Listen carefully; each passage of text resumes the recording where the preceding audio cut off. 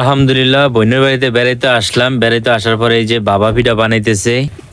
বাবা পিঠার পাশাপাশি এখানে আছে সাদা চেউয়া মাছের চরচড়ি, দেশি মুরগির মাংস।